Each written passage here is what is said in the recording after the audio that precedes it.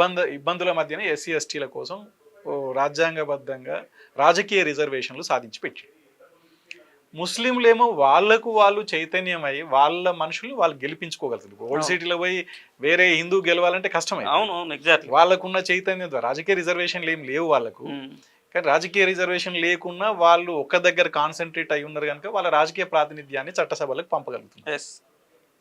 ఇవాళ స్వాతంత్రం వచ్చినాక 78 సంవత్సరాలు గడిచిన బీసీలకు ఇప్పటికీ పార్లమెంటులో 15% లోపే రిప్రజెంటేషన్. ఎగ్జాక్ట్లీ. నిజానికి ప్రజాస్వామ్యం అంటేనే వేరువేరు సెక్షన్ల ప్రజల, వేరువేరు కులాల ప్రజల, వేరువేరు గణాల ప్రజల రిప్రజెంటేషన్ ఉండాలి పార్లమెంట్.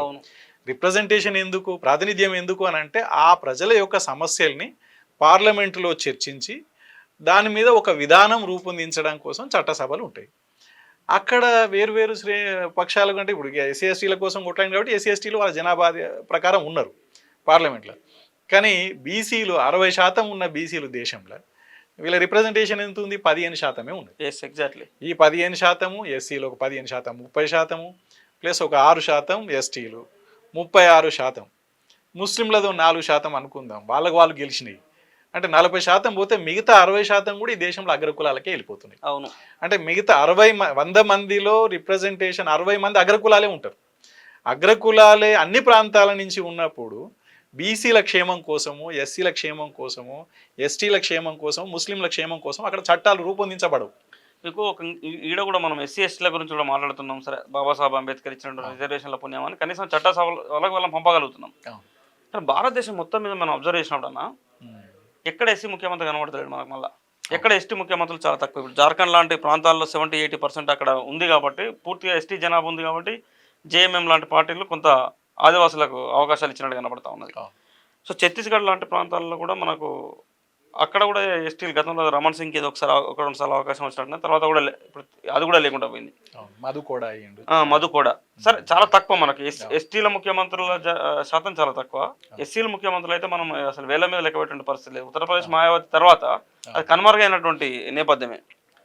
సో బాబాసాహెబ్ అంబేద్కర్ అప్పుడు కొన్ని రాష్ట్రాలకు ఇట్లే ముఖ్యమంత్రి పదవిని కూడా రిజర్వేషన్ చేసి ఉంటేనేమో అధికారం ఉంటుండేనేమో, వీళ్ళకి ముఖ్యమంత్రి కూర్చొని వస్తుండేనేమో. ఎందుకంటే ఇప్పుడు మనం తెలుగు రాష్ట్రాల్లో ఉన్నటువంటి అధికారాన్ని చూస్తున్నాం కదన్నా. ఎమ్మెల్యేల చేతులు ఏమున్నదన్న, మంత్రుల చేతులు ఏమున్నది, ముఖ్యమంత్రి కూర్చొని ఫుల్ పవర్ఫుల్ అయిపోయింది. సో గతంలో ఏం జరిగింది, పూరా సరే ఎమ్మెల్యేలు కొంత చట్టసభలో మన వాయిస్. అంబేద్కర్ ఆలోచన ఏంటంటే ముఖ్యమంత్రులు రిప్రజెంటేషన్ అనేది కనుక బీసీలది ఉంటే, ఈ బీసీలు, ఎస్సీలు, ఎస్టీలు జనాభా నిష్పత్తి ప్రకారం ఎమ్మెల్యేలు ఉంటే అప్పుడు వీళ్ళు ఎవరిని ఎన్నుకుంటారు? వాళ్ళ వర్గాలను ఎన్నుకుంటారు. ఖచ్చితంగా ఎస్సీ ముఖ్యమంత్రి అవుతాడు, ఒక దగ్గర ఎస్టీ ముఖ్యమంత్రి అవుతాడు, ఒక దగ్గర బీసీ ముఖ్యమంత్రి అవుతాడు. కానీ ఎక్కడ మిస్ అవుతుంది, ఆయన ఏమనుకున్నాడంటే ఎస్సీ ఎస్టీని పంపడంతో పాటు బీసీలని పంపినప్పుడే మెజారిటీ అవుతారు అనేది అంబేద్కర్ ఆలోచన. కానీ అప్పుడు కాంగ్రెస్ పార్టీ అధినాయకత్వం గ్రూపులని వాళ్ళంతా ఏం చేసి నీ వాళ్ళ కోసం నువ్వు మాట్లాడుకోవా అని చెప్పేసి అన్నారు. తర్వాత బీసీ నాయకత్వాలు ఏం చేసినాయనంటే ఆ బ్రాహ్మణీయ నాయకత్వాన్ని పూజించినవి, ఆరాధించినవి, నమ్మినవి, మాకు వస్తుందిలే అనుకున్నాయి. కానీ 78 సంవత్సరాలు అయినా బీసీలకు రాజకీయ ప్రాతినిధ్యం రాలేదు. దీనివల్ల కాన్షీరామ్ ఏమంటాడంటే ఎస్సీ ఎస్టీలు నాయకులు చెంచాలు అయిపోయినారు అంట. చెంచాలు కావడానికి కారణం ఏంది అని అంటే బీసీలు చట్టసభల్లో ప్రాతినిధ్యం లేకపోవడమే. వీళ్ళు 30% అంటే 15% ప్లస్ 6 21%.